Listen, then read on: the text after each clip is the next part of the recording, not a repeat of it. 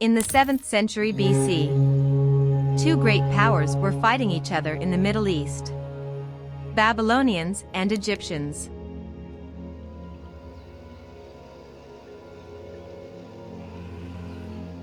During this period, when the Assyrians were weak, the Babylonian Empire was invading Assyrian lands, and they even occupied their capital city, Nineveh, in 612 BC.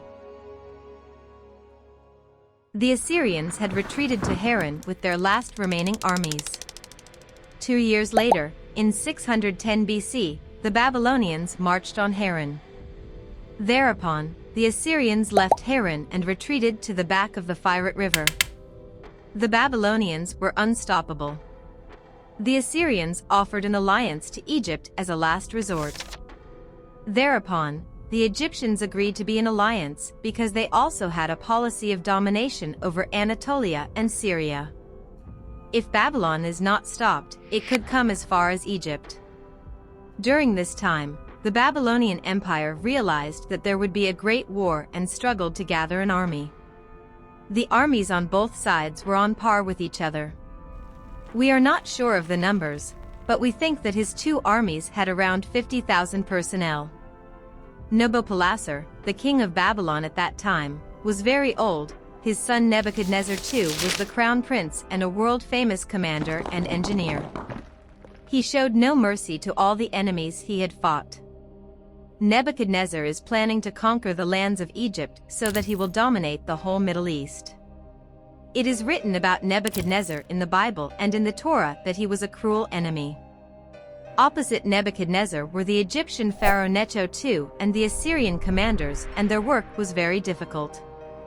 Necho was more of an architect than a warrior. He designed a waterway project called the Necho's Canal. This project is the forerunner of the Suez Canal. However, he was able to start the construction of the canal after his death. In 605 BC, Pharaoh Necho organized his armies and reached the region of Tel-Bar-Sip, where the Assyrian troops were located, and began to advance to recapture Haran with the Assyrians. The Babylonians were waiting for them in the Carchemish region, which is now within the borders of Turkey. The two armies faced each other here. A great pitched battle took place with the attack of his two armies. The Babylonians were strong and dominated this war. Assyrian troops retreated to avoid being completely destroyed. The Egyptian army received a great defeat and they had to retreat. Nebuchadnezzar was truly a powerful commander and his main target was Egypt.